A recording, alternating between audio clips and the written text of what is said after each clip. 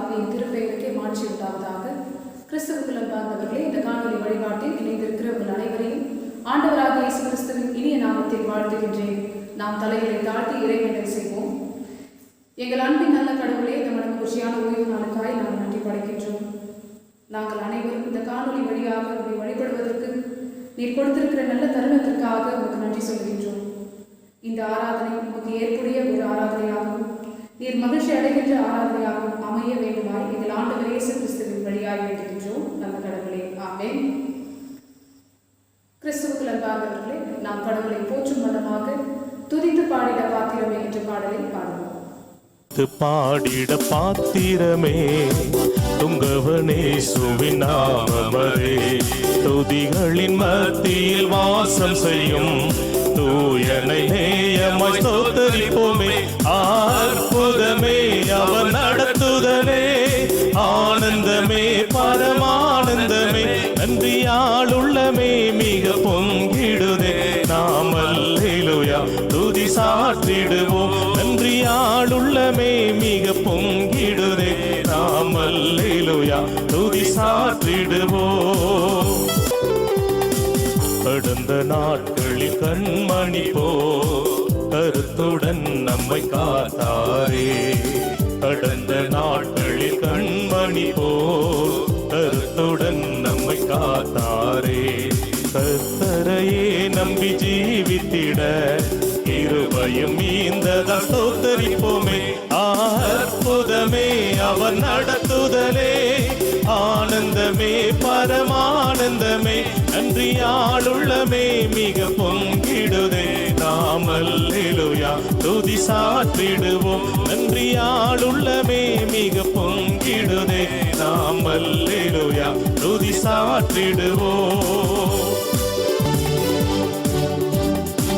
அக்கினி ஊடாய் நடந்தாலும் ஆழியின் தண்ணீரை கடந்தாலும், அக்கினி ஊடாய் நடந்தாலும் ஆழியின் தண்ணீரை கடந்தாலும், சோதனையோ மிக பெருகினாலும் ஜெயம் நமக்கு இந்த ஸ்தோத்தரிப்போமே. அற்புதமே அவர் நடத்துதலே, ஆனந்தமே பரமானந்தமே, நன்றியாளுள்ளமே மிக பொங்கிடுதே. நாம் அல்லேலூயா துதி சாற்றிடுவோம், நன்றியாளுள்ளமே மிக பொங்கிடுதே. நாம் அல்லேலூயா துதி சாற்றிடுவோம். இந்த வனாந்திர யாத்திரையில் இன்பராமேசு நம்மோடிருப்பார். இந்த வனாந்திர யாத்திரையில் இன்பராமேசு நம்மோடிருப்பார். போகையிலும் நம் வருகையிலும் புகழிடமானதா ஸ்தோத்தரிப்போமே. அற்புதமே அவர் நடத்துதலே, ஆனந்தமே பரமானந்தமே, நன்றியாளுள்ளமே மிக பொங்கிடுதே. நாம் அல்லேலூயா துதி சாற்றிடுவோம், நன்றியாளுள்ளமே மிக பொங்கிடுதே. நாம் அல்லேலூயா துதி சாற்றிடுவோம். வாஞ்சைகள் தீர்த்திட வந்திடுவார், வருமென்றே நாம் அழைத்திடுவோம். வாஞ்சைகள் தீர்த்திட வந்திடுவார், வருமென்றே நாம் அழைத்திடுவோம். வானத்திலே ஒன்று சேர்ந்திடும் நாள் நிறைந்து நெருங்கிட ஸ்தோத்தரிப்போமே. அற்புதமே அவர் நடத்துதலே, ஆனந்தமே பரமானந்தமே, நன்றியாளுள்ளமே மிக பொங்கிடுதே. நாம் அல்லேலூயா துதி சாற்றிடுவோம், நன்றியாளுள்ளமே மிக பொங்கிடுதே. நாம் அல்லேலூயா துதி சாற்றிடுவோம். துதித்து பாடிட பாத்திரமே துங்கவனேசுவின் நாமமே, துதித்து பாடிட பாத்திரமே துங்கவனேசுவின் நாமமே, துதிகளின் மத்தியில் வாசம் செய்யும் தூயனை நேயமாய் ஸ்தோத்தரிப்போமே.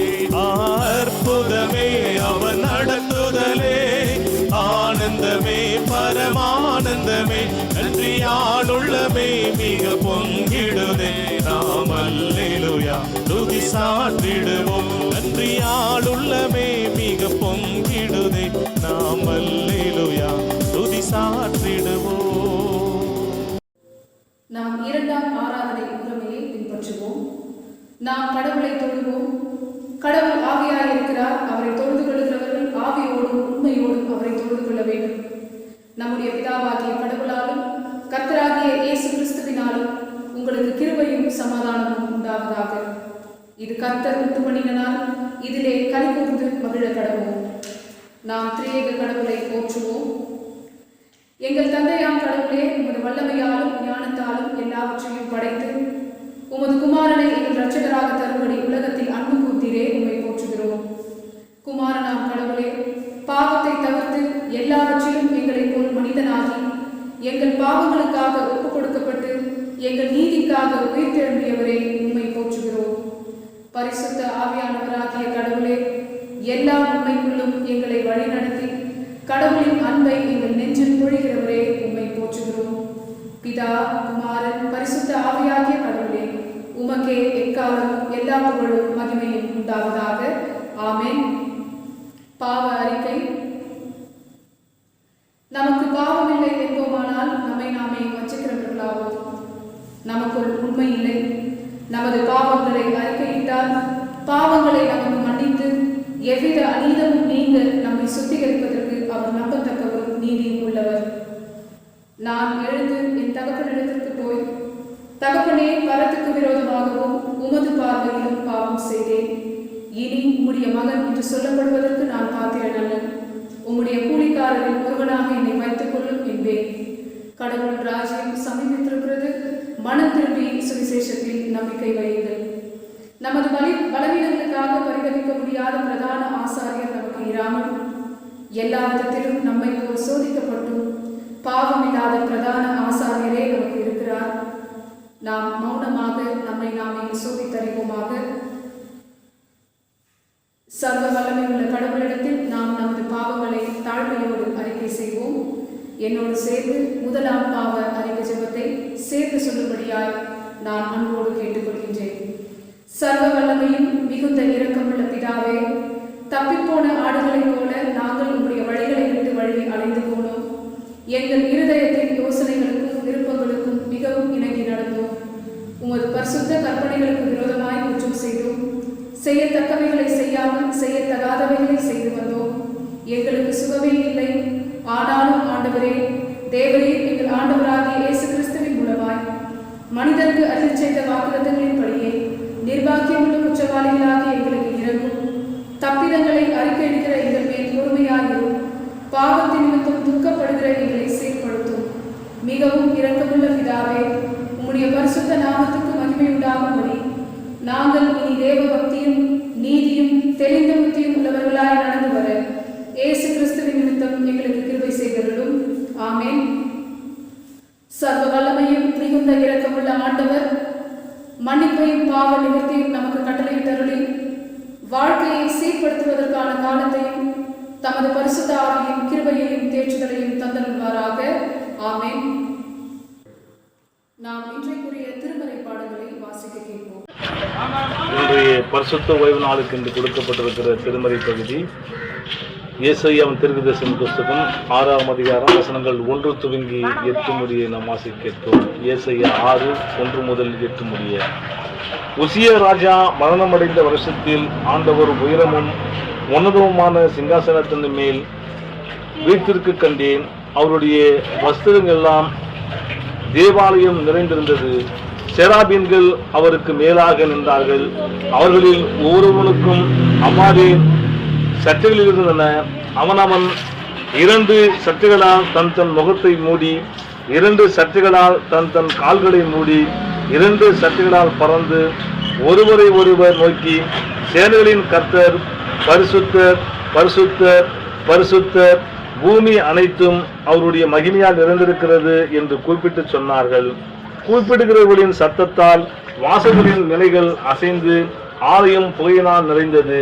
அப்பொழுது நான் ஐயோ அதமானேன், நான் அசுத்த உதடுகளுள்ள மனுஷன், அசுத்த உதடுள்ள ஜனங்களின் நடுவில் வாசமாய் இருக்கிறவன் சேனைகளின் கர்த்தராகிய ராஜாவை என் கண்கள் கண்டதே என்றான்.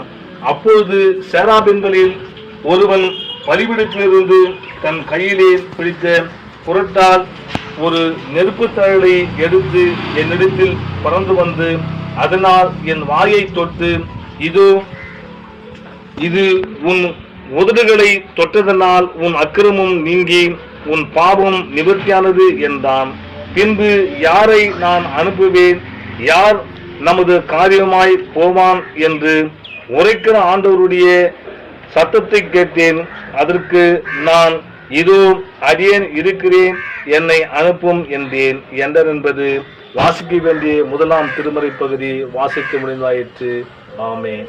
படிக்கும்படியாக தெரிந்து கொள்ளப்பட்ட நிருப பாடம், அது தெசலோனிக்கே திருச்சபைக்கு பவுல் எழுதின 2ஆம் திருமுகம், அத்தியாயம் 2 வசனங்கள் 13 - 16 வரை படிக்க கேட்போம்.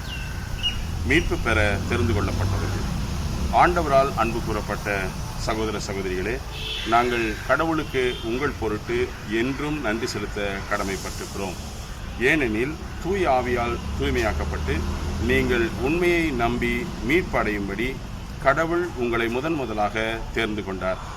நம் ஆண்டவர் இயேசு கிறிஸ்துவின் மாட்சியை நீங்கள் அடையும் பொருட்டே நாங்கள் அறிவித்த நற்செய்தியின் வழியாக அவர் உங்களை அழைத்தார். ஆகவே அன்பர்களே, எங்கள் வாய்மொழி வழியாகவோ திருமுகம் வழியாகவோ அறிவிக்கப்பட்ட முறைமைகளை பற்றி கொண்டு அவற்றில் நிலைத்திருங்கள். நம் ஆண்டவராம் இயேசு கிறிஸ்துவும் நம்மீது அன்பு கொண்டு தம் அருளால் நிலையான ஆற்றலையும் எதிர்நோக்கையும் அளித்த நம் தந்தையாம் கடவுளும் உங்கள் உள்ளங்களுக்கு ஊக்கமளித்து நல்லதையே சொல்லவும் செய்யவும் உங்களை உறுதிப்படுத்துவார்களாக.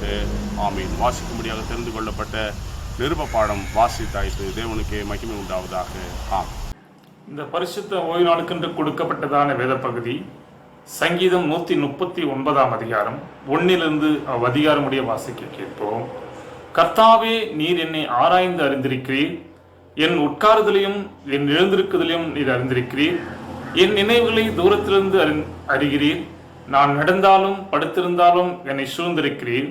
என் வழிகளெல்லாம் உமக்கு தெரியும். என் நாவில் சொல் பிறவாதற்கு முன்னே, இதோ கர்த்தாவே, அதையெல்லாம் நீர் அறிந்திருக்கிறீர். முற்புறத்திலும் பிற்புறத்திலும் நீர் என்னை நொறுக்கி உமது கரத்தை என் மேல் வைக்கிறீர். இந்த அறிவு எனக்கு மிகுந்த ஆச்சரியமும் எனக்கு எட்டாத உயர்வுமா இருக்கிறது. உம்முடைய ஆவிக்கு மறைவாக எங்கே போவேன்? உம்முடைய சமூகத்தை விட்டு எங்கே ஓடுவேன்? நான் வானத்திற்கு ஏறினாலும் நீர் அங்கே இருக்கிறீர். நான் பாதாளத்தில் படுக்கை போட்டாலும் நீர் அங்கேயும் இருக்கிறீர். நான் விடுதி காலத்து சேட்டைகளை எடுத்து சமுத்திரத்தின் கடையாந்திரங்களில் போய் தங்கினாலும் அங்கேயும் உமது கை என்னை நடத்தும். உமது வலதுக்கரம் என்னை பிடிக்கும். இருள் என்னை மூடிக்கொள்ளும் என்றாலும் இரவும் என்னை சுற்றி வெளிச்சமாயிருக்கும். உமக்கு மறைவாக இருளும் அந்தகாரப்படுத்தாது. இரவும் பகலை போல வெளிச்சமாயிருக்கும். உமக்கு இருளும் வெளிச்சமும் சரி. நீர் என் உள்ளந்திரியங்களை கை கொண்டிருக்கிறீர். என் தாயின் கர்ப்பத்தின் என்னை காப்பாற்றினீர். நான் பிரமிக்கத்தக்க அதிசயமாய் உண்டாக்கப்பட்டபடியால் உம்மை துதிப்பேன். உமது கிரியைகள் அதிசயமானவைகள். அது என் ஆத்மாவுக்கு நன்றாய் தெரியும். நான் ஒளிப்படத்திலே உண்டாக்கப்பட்டு பூமியின் தாழ்விடங்களிலே விசித்திர வினோதமாய் உருவாக்கப்பட்ட போது என் எலும்புகள் உமக்கு மறைவாயிருக்கவில்லை. என் கருவை உம்முடைய கண்கள் கண்டது. என் அவயங்களில் ஒன்றாகிலும் இல்லாத போதே அவைகள் அனைத்தும் அவைகள் உருவேற்படும் நாட்களும் உமது புஸ்தகத்தில் எழுதியிருந்தது. தேவனே, உமது ஆலோசனை எனக்கு எத்தனை அருமையானவைகள்! அவைகள் தொகை எவ்வளவு அதிகம்! அவைகளை நான் என்ன போனால் மணலை பார்க்கிலும் அதிகமாம். நான் விழிக்கும் போது இன்னும் மண்டையில் இருக்கிறேன். தேவனே, நீர் துன்மார்க்கனை அடித்திரானால் நலமாயிருக்கும். இரத்த பிரியரே, நீங்கள் என்னை விட்டு அகன்று போங்கள். அவர்கள் உம்மை குறித்து துன்மார்க்கமாய் பேசுகிறார்கள்.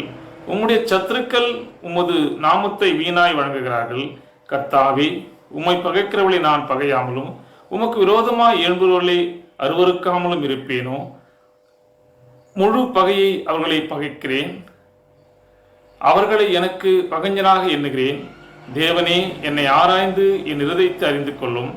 என்னை சோதித்து என் சிந்தனைகளை அறிந்து கொள்ளும். வேதனை உண்டாக்கும் வழி என்னிடத்தில் உண்டோ என்று பார்த்து நித்திய வழியிலே என்னை நடத்தும். வாசிக்க தெரிந்து கொள்ளப்பட்ட வேத பகுதி வாசித்து முடிந்தாயிற்று. தேவனே உமக்கு மகிமை உண்டாவதாக. ஆமென். திருமறை பகுதி யோவான் எழுதின நற்செய்தி நூல் 4ஆம் அதிகாரம் 15 to 26 வசனம் முடிய. யோவான் நற்செய்தி 4ஆம் அதிகாரம் 15 to 26 வசனம் முடிய. அப்பெண் அவரை நோக்கி, ஐயா, அத்தண்ணீரை எனக்கு கொடும், அப்போது எனக்கு தாகமும் எடுக்காது, தண்ணீர் மொல்ல நான் இங்கு வர தேவையும் இருக்காது என்றார். இயேசு அவரிடம், நீர் போய் உன் கணவரை இங்கு கூட்டிக் கொண்டு வாரும் என்று கூறினார். அப்பெண் அவரை பார்த்து எனக்கு கணவர் இல்லையே என்றார். இயேசு அவரிடம், எனக்கு கணவர் இல்லை என நீ சொல்லுவது சரியே. உமக்கு 5 கணவர்கள் இருந்தார்கள் என்றால் இப்போது உம்முடன் இருப்பவர் உன் கணவர் அல்ல, எனவே நீர் கூறியது உண்மையே என்றார். அப்பெண் அவரிடம், ஐயா, நீர் ஒரு இறைவாக்கினர் என கண்டுகொண்டேன். எங்கள் முன்னோர் இம்மலையில் வழிபட்டு வந்தனர், ஆனால் நீங்கள் எருசலேமில் தான் வழிபட வேண்டும் என்கிறீர்களே என்றார். இயேசு அவரிடம், அம்மா, என்னை நம்பி காலம் வருகிறது, அப்போது நீங்கள் தந்தையை இம்மலையிலோ எருசலேமிலோ வழிபட மாட்டீர்கள். யாரை வழிபடுகிறீர்கள் என தெரியாமல் நீங்கள் வழிபடுகிறீர்கள், ஆனால் நாங்கள் தெரிந்து வழிபடுகிறோம். யூதரிடமிருந்தே மீட்பு வருகிறது, காலம் வருகிறது, ஏன் வந்துவிட்டது. அப்போது உண்மையாய் வழிபடுவோர் தந்தையை அவரது உண்மை இயல்புக்கேற்ப உள்ளத்தில் வழிபடுவர். தம்மை வழிபடுவோர் இத்தகையவராய் இருக்கவே தந்தை விரும்புகிறார். கடவுள் உருவமற்றவர், அவரை வழிபடுவோர் அவரது உண்மை இயல்புக்கு ஏற்ப உள்ளத்தில் தான் வழிபட வேண்டும் என்றார். அப்பெண் அவரிடம், கிறிஸ்து எனப்படும் மேசியா வருவார் என எனக்கு தெரியும், அவர் வரும் போது அனைத்தையும் எங்களுக்கு அறிவிப்பார் என்றார். இயேசு அவரிடம், உம்மோடு பேசும் நானே அவர் என்றார் என்பதை வாசிக்கும்படி தெரிந்து கொண்ட திருமறை பகுதி வாசித்தாய்த்து. கடவுளுக்கு மாட்சி உண்டாவதாக. ஆமென். கிறிஸ்துவுக்குள் அன்பார்ந்தவர்களே, இன்றைக்கு நாம் சிந்திக்கும்படியாக கொடுத்திருக்கிறதான கருப்பொருள் உண்மையோடும் ஆவியோடும் கடவுளை வழிபடுதல். Worship God with truth and spirit. வழிபாடு என்பது ஒரு ஆன்மீக ஒழுக்கம். Worship is a spiritual discipline. கடவுளை மதிப்போடு கூட, அளவு கடந்த அன்போடு கூட முற்றிலும் நம்மை தாழ்த்தி ஒப்புக் கொடுப்பதே உண்மையான வழிபாடாக அமைய முடியும். Worship is to honor God with extravagant love and with extreme submission. நம்மை முற்றிலுமாக தாழ்த்தி கொண்டு கடவுள் முன்னிலையில் நின்று நம்மை கடவுளுக்கு முன்பாக உண்மையான ஒரு உள்ளார்ந்த ஒரு மனிதனை வெளிப்படுத்துவது தான் உண்மையான வழிபாடு என்று நாம் பார்க்கின்றோம். இன்றைக்கு ஆவியோடும் உண்மையோடும் கடவுளை தொழுது கொள்ள வேண்டும். இதுவே நமக்கு இன்றைக்கு கிடைக்க பெற்றிருக்கிறதான ஒரு மகத்தான அழைப்பு. ஒருவேளை உண்மையான வழிபாடு என்று சொல்லுகின்ற பொழுது உள்ளார்ந்த மாற்றம் இருந்தால் ஒழிய உண்மையான ஒரு வழிபாட்டை நம்மால் நிகழ்த்த முடியாது. பழைய ஏற்பாட்டில் நாம் பார்க்கின்றோம், வழிபாடு என்றால் அநேக காரியங்கள் அதில் இணைந்திருக்கிறது. குறிப்பாக கூடாரம், கோவில், குருக்கள், சிறப்பான உடைகள், விளக்குகள், நறுமண பொருட்கள், பண்டிகை ஆசரிப்பு, பலிகள், உணவு படையல்கள், இது போன்ற அநேக காரியங்களை இந்த வழிபாட்டிலே புகுத்தி இருப்பதை நாம் பார்க்கின்றோம். இன்றைக்கு நாம் ஏற்படுத்துகின்றதான வழிபாடு எத்தகைய ஒரு வழிபாடாக இன்றைக்கு இருக்க வேண்டும் என்பதை இன்றைக்குரிய தலைப்பே நமக்கு அழகாக எடுத்துரைக்கிறது. இன்றைக்கு வாசிக்க கேட்ட ஏசாயா 66ஆம் அதிகாரம் திருமொழிகள் 1 முதல் 8 வரையில் அழகாக சொல்லப்பட்டிருக்கிறது. ஏசாயா இறைவாக்கினர் இப்படியாக துவங்குகின்றார். I saw the Lord. நான் கடவுளை உயரமும் உன்னதமான சிங்காசனத்தில் வீற்றிருக்க கண்டேன் என்று சொல்லுகின்ற பொழுது கடவுளுடைய மகிமையை முதலாவதாக அவர் எடுத்துரைக்கின்றார். He praises God. கடவுள் he glorifies God. கடவுள் எப்படி ஒரு மகிமையிலே அந்த தரிசனத்திலே அவருக்கு வெளிப்பட்டிருக்கிறார் என்பதை முதலில் விவரிக்கின்றவராக நாம் பார்க்கின்றோம். கடவுளை குறித்ததான ஒரு அறிவை அவர் பெற்றுக்கொள்கின்றார், கடவுளை மகிமைப்படுத்துகின்றார். இந்த தரிசனத்தை அவர் பெற்றுக்கொள்கின்ற அந்த நேரமானது மிகவும் வரலாற்றில் மிகவும் முக்கியமான ஒரு நேரமாக இருந்தது.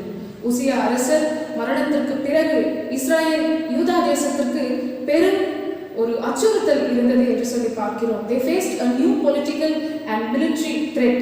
அவர்களுக்கு நிச்சயமாக ஒரு அரசர் தங்களை வழிநடத்துவதற்காக வேண்டும் என்கின்ற மனக்குமுறல் ஏசாயா இறைவாக்கினருக்கும் அந்த மக்களுக்கும் நிச்சயமாக இருந்தது. அப்படிப்பட்ட ஒரு நேரத்தில் ஏசாயா இறைவாக்கினருக்கு இப்படிப்பட்ட ஒரு தரிசனம் கிடைக்கின்றது.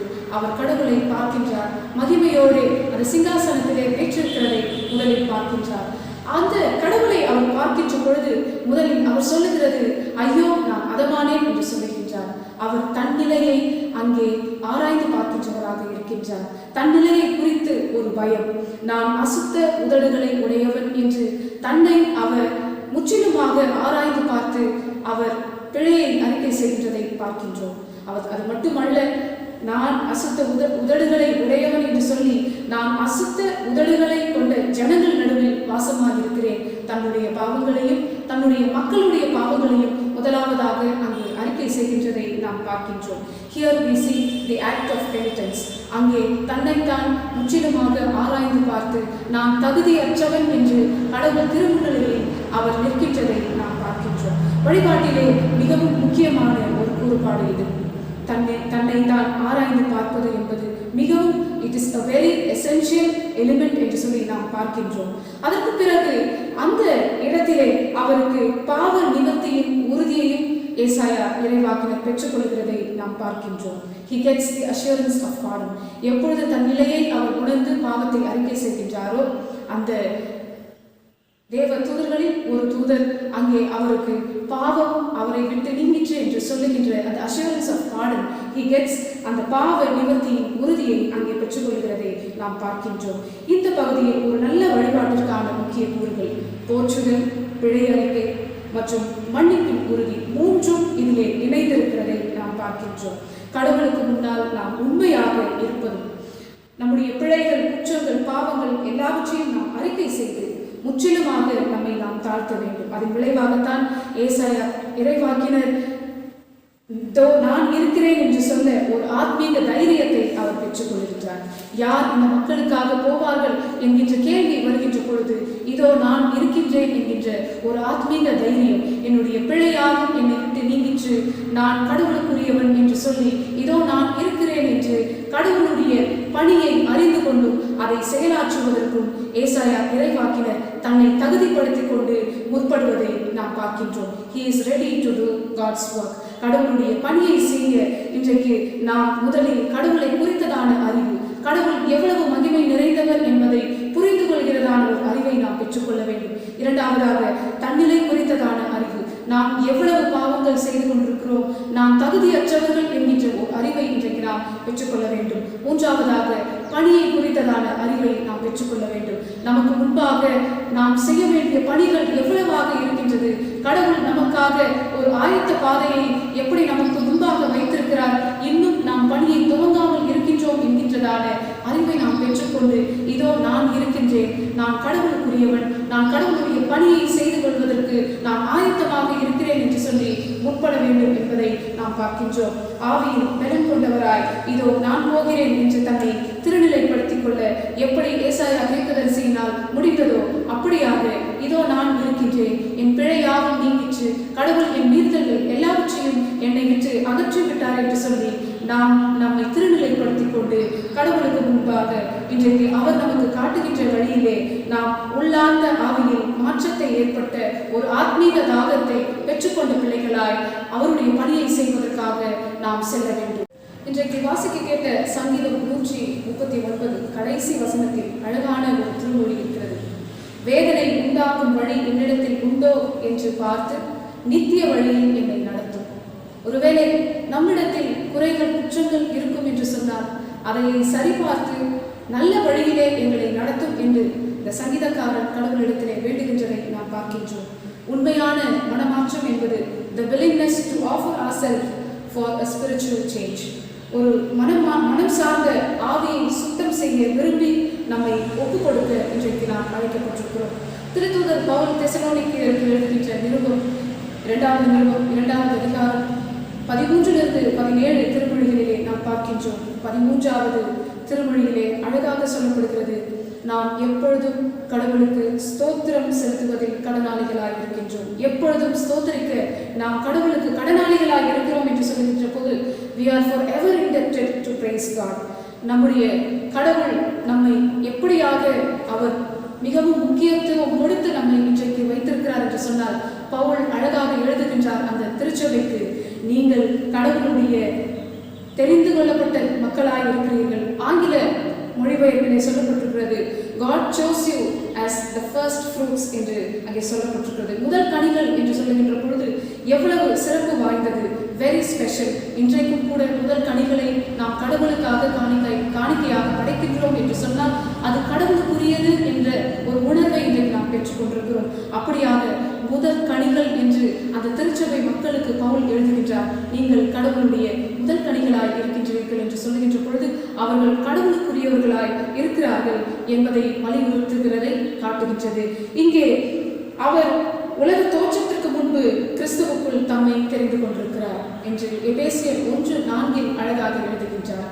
எவ்வளவு மக்கள் கடவுளுக்கு எவ்வளவு பிரியமாய் இருக்கிறார்கள் என்பதை வெளிப்படுத்துவதற்காகவே கடிதத்தை அவர் மக்களுக்கு எழுதுகின்ற பொழுது இது போன்ற கடவுளுடைய அன்பை வெளிப்படுத்துகின்றதான வார்த்தைகளை பவுல் எழுதுகின்றதை நாம் பார்க்கின்றோம். இன்றைக்கு எதற்காக கடவுள் அவர்களை தெரிந்து கொண்டார் என்பதை நாம் அந்த திருமொழிகளிலே ஆராய்ந்து பார்ப்போம் என்று சொன்னால், தூய ஆவியினால் தூய்மையாக்கப்பட்டு மீட்பு பெறுவதற்காக தெரிந்து கொண்டார் என்று சொல்லி பார்க்கின்றோம். தூய ஆவியினால் தூய்மையாக்கப்பட்டு அந்த மீட்பு முதலிலிருந்து நாம் பார்க்கின்றோம். விடுதலை பயணம் துவங்கி கடவுள் மக்களை மீட்பதற்காக அவர் பிரியமாக இருக்கின்றார். மீட்பு பணியில் கடவுள் அவ்வப்போது அவர் இணைந்து கொண்டே இருக்கின்றார் என்று சொல்லி பார்க்கின்றோம். ஒவ்வொரு முறையும் மக்கள் தன்னை விட்டு தூரம் செல்கின்ற பொழுது கடவுள் அந்த மீட்பு பணிகளை அவர் செய்கின்றதை பார்க்கின்றோம். அப்படியாக நாம் இந்த தெரிந்து கொள்ளப்பட்ட மக்கள், இந்த தெரிந்து கொள்ளப்பட்ட தெசலோனிக்கே திருச்சபையை சார்ந்த மக்கள் கடவுள் மீட்க விரும்புவதாக அங்கே பவுல் வலியுறுத்துகின்றதை நாம் பார்க்கின்றோம். கடவுளின் அன்பை நாம் நம்முடைய இருதயத்தில் சுத்தமுள்ளவர்களாய் நம்மை காணிக்கையாக படைத்து கடவுளை வழிபடவும் அவர் பணியை செய்யவும் நாம் அழைக்கப்படுகின்றோம். பவுல் திருச்சபைக்கு விடுக்கும் ஒரு வேண்டுகோளை நாம் பார்க்கின்றோம். நீங்கள் நிலை கொண்டு முறைமைகளை கைக்கொள்ளுங்கள். நீங்கள் கேள்விப்பட்டிருக்கிற உபதேசங்களையும் வார்த்தைகளையும் நீங்கள் நிலை கொண்டு அதை நீங்கள் கைக்கொள்ளுங்கள் என்கின்றதான வேண்டுகோளை மக்களுக்கு கொடுக்கின்றார். கிறிஸ்துவுக்குள் அன்பார்ந்தவர்களே, நமக்கும் நம்முடைய திருச்சபை சார்ந்த அநேக காரியங்கள் நாம் நன்கு அறிந்திருக்கின்றோம். கடவுள் எப்படிப்பட்ட வழிபாட்டிலே அவர் பிரியமாய் இருக்கின்றார், எவைகளை அவர் வெறுக்கின்றார் என்பதை நாம் நன்கு அறிந்திருக்கிறோம். ஆனாலும் நாம் இன்றைக்கு கடவுளை வழிபடுவதில் நிறைய வித்தியாசங்கள் இருந்து கொண்டே இருக்கின்றது. நாம் கடவுளிடத்திலிருந்து மிக தூரமாக இன்றைக்கு நாம் சென்று கொண்டிருக்கிறோம். நாம் கடவுளை வழிபடுகின்ற முறையிலும் சரி, நாம் கடவுளை இன்றைக்கு அவரை முன்பதாக நம்மை முக்கியத்துவம் கொடுத்து நாம் இன்றைக்கு கடவுளை வழிபடுகின்றோமா என்பதை அநேக சந்தேகத்திற்குள்ளாக நம்மை அது புகுத்திருக்கிறது என்று சொல்லி நாம் பார்க்கின்றோம். கிறிஸ்துவுக்குள் அன்பார்ந்தவர்களே, எது உண்மையான வழிபாடு, கடவுள் விரும்புகின்ற வழிபாடு எது, எதை கடவுள் அருவருக்கின்றார் என்று நாம் இன்றைக்கு ஆராய்ந்து பார்த்து வேத வசனங்களின் வழியாக, போதனைகளின் வழியாக, இயேசு கிறிஸ்து இந்த உலகத்தில் செய்த ஊழியத்தின் வழியாக நாம் அறிந்து கொண்டிருக்கிற காரியங்களிலே, நாம் கேள்விப்பட்டிருக்கிற காரியங்களிலே, நாம் போதிக்கப்பட்டிருக்கிற காரியங்களிலே நாம் இன்றைக்கு நிலை கொண்டிருக்க வேண்டும் என்று எப்படி பவுல் அந்த தெசலோனிக்கே திருச்சபைக்கு எழுதினாரோ அப்படிப்பட்ட அழைப்பை இன்றைக்கு நாமும் பெற்றிருக்கிறோம். கடைசியாக பவுல் அன்பான வார்த்தைகளை எழுதுகின்றார். ஒரு நம்பிக்கையின் வார்த்தையை அவர் கடைசி வசனத்திலே சொல்லுகின்றதை நாம் பார்க்கின்றோம். உங்கள் இருதயங்களை தேற்றி நல்ல வசனத்தினாலும் நல்ல கிரியைகளினாலும் உங்களை ஸ்திரப்படுத்துவாராக என்று அங்கே அன்பின் வார்த்தைகளை சொல்கின்றதை பார்க்கின்றோம். நல்ல வார்த்தைகள், நல்ல கிரியைகளின் வழியாகத்தான் நாம் கடவுளை உண்மையாக வழிபட முடியும். Good works and good actions, இதன் வழியாக நாம் கடவுளுடைய முதல் கனிகளாக நம்மை அர்ப்பணிக்க முடியும்.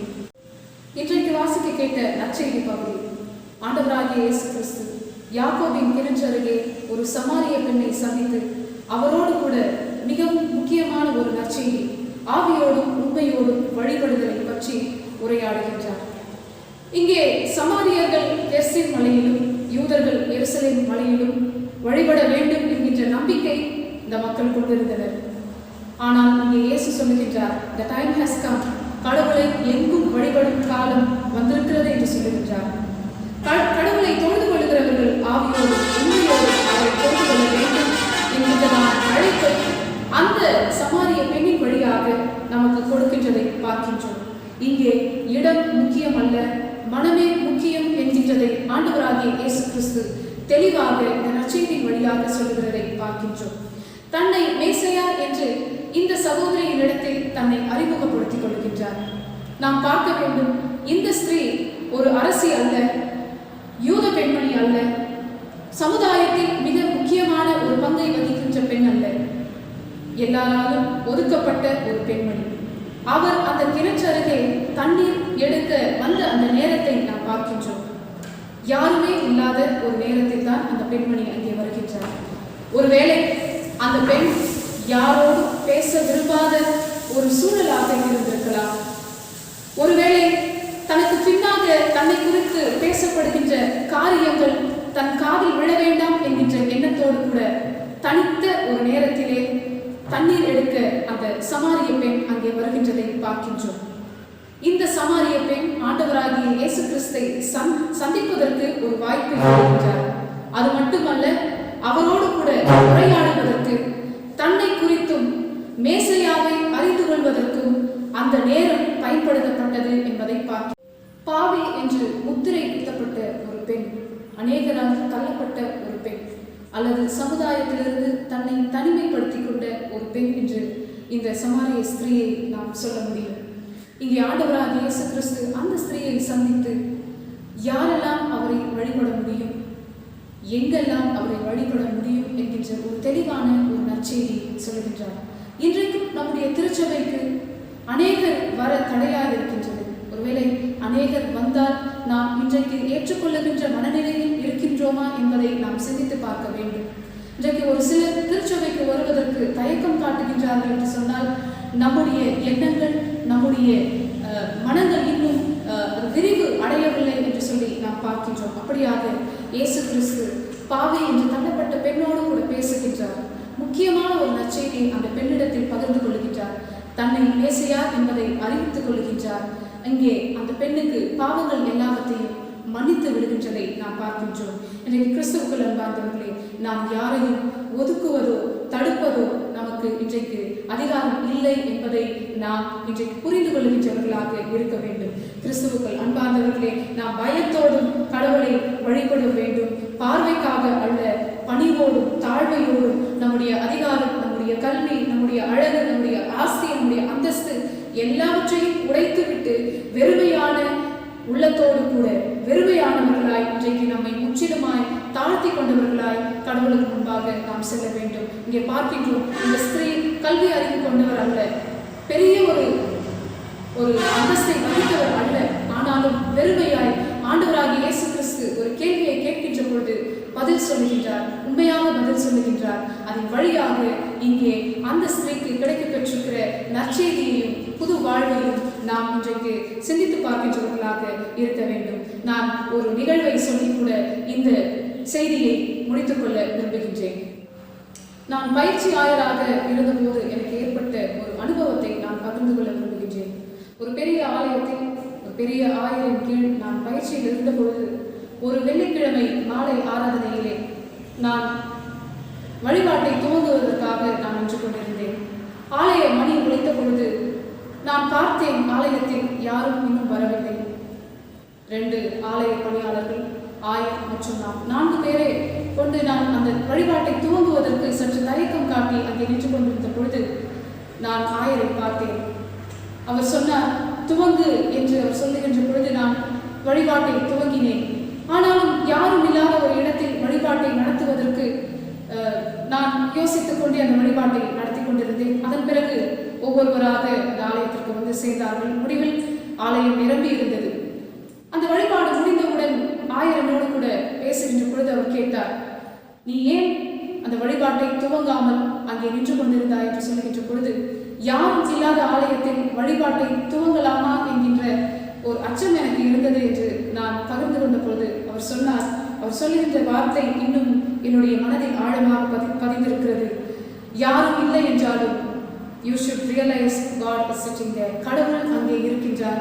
நாம் கடவுளுக்காக இந்த வழிபாட்டை நாம் ஏற்படுத்தி இருக்கிறோம் என்பதை நீ உணர்ந்து கொள்ள வேண்டும் என்ற அந்த ஒரு ஆழமான ஒரு சத்தியத்தை இன்றும் நான் நினைத்து பார்க்கின்றேன். கிறிஸ்துவுக்குள் அன்பார்ந்தவர்களே, பார்வைக்காக அல்ல, மற்றவர்களுக்காக அல்ல, நாம் இன்றைக்கு கடவுளுக்கு உண்மையாக we have to be sincere to God. கடவுள் நம்மை பார்த்து கொண்டிருக்கிறார். கடவுள் நம்முடைய ஆராதனையை ஏற்றுக்கொள்வதற்காக அமர்ந்து கொண்டிருக்கிறார். நாம் கடவுளோடு கூட அவருக்கு முன்பாக நம்மை முற்றிலும் தாழ்த்தி கொண்டு உண்மை உள்ளவர்களாக முழு அர்ப்பணிப்போடு கூட with all sincerity we should go to God. அப்படிப்பட்ட ஒரு வழிபாடை நாம் கடவுளுக்கு எப்பொழுதும் அர்ப்பணிக்கின்ற பிள்ளைகளாக இருக்க வேண்டும். கர்த்தர் தாமே இந்த சின்ன செய்தியை ஆசீர்வதிப்பாராக. ஆமென். திருச்சபைக்கான அறிவிப்புகள். திருமண அறிவிப்பு. தென்னிந்திய திருச்சபை, சென்னை பேராயம், பெரியபாளையம் குருசேகரம், தூய திருத்துவ ஆலயம் கன்னிகை பேர் திருச்சபையை சேர்ந்த திரு அறிவழகன் இவர்களுடைய மகன் அரவிந்தன் என்பவருக்கும், தூய திருத்துவ ஆலயம் கன்னிகை பேர் திருச்சபையை சேர்ந்த திரு சுரேஷ் தானியல், திருமதி சரஸ் மரியாள் இவர்களின் மகள் எஸ் அனுஷியா என்பவருக்கும் திருமணம் நடத்த ஒழுங்கு செய்யப்பட்டுள்ளது. இவ்விருவரும் இந்த தூய திருமணத்தில் இணையக்கூடாது என்ற நியாயமான தடை ஏதும் இருப்பின் அதை திருச்சபையின் ஆயருக்கு எழுத்து வழியாக தெரிவிக்கும். இது இவர்களுக்கு முதலாம் அறிவிப்பு.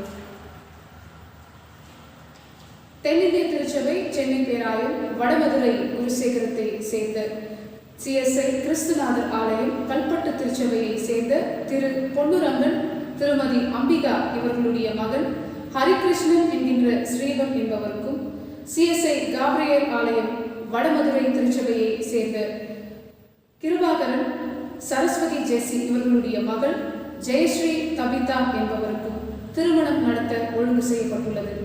இவ்விருவரும் தூய திருமணத்தில் இணையக்கூடாது என்று நியாயமான தடை ஏதும் இருப்பின் அதை திருச்சபையின் ஆயருக்கு எழுத்து வழியாக தெரியப்படுத்தவும். இது இவர்களுக்கு முதலாம் அறிவிப்பு. நாம் இறுதி இறைவர்களில் இணைந்திருப்போம். அருளும் ஆற்றலும் நிறைந்த நல்ல கடவுளே, எங்கள் தாயும் தந்தையுமானவரே, இந்த மனமகிழ்ச்சியான ஓய்வு நாளுக்காக நாங்கள் நன்றி சொல்லுகின்றோம். இந்த நேரத்திலும் நாங்கள் இந்த காணொலி வழிபாட்டிலே எங்களுடைய உள்ளங்களை இணைந்து உம்மை போற்றும்படியாக நீர் கொடுத்திருக்கிற நல்ல தருணத்துக்காக நன்றி சொல்லுகின்றோம். இந்த பேரிடர் காலத்திலே உமது இரக்கத்திற்காக, உம்முடைய பராமரிப்புக்காக நாங்கள் நன்றி சொல்லுகின்றோம். உம்முடைய இரக்கத்தினாலே இந்த வாரம் முழுவதும் எங்களை தாங்கி வழிநடத்தும். உமது செட்டைகளின் கீழ் எங்களை பாதுகாத்துக் கொள்ளும். உமது பிரியாத தெய்வ சமாதானம் எங்களோடு கூட தங்கியிருக்கட்டும். எங்கள் ஆண்டவர் இயேசு கிறிஸ்துவின் மூலம் வேண்டிக் கொள்கின்றோம். ஆமென். தாய் தந்தையாம் கடவுளின் அன்பும் திருமைந்தனாம் கிறிஸ்துவின் கிருபையும் தூய ஆவியின் வழிநடத்தலும் ஆசீர்வாதமும் பராமரிப்பும் நாம் அனைவரோடும், நம்முடைய வாழ்வோடும், வளர்ச்சியோடும், எதிர்காலத்தோடும் இன்றும் சதா காலங்களிலும் நிலைத்து தங்கியிருப்பதாக. ஆமென்.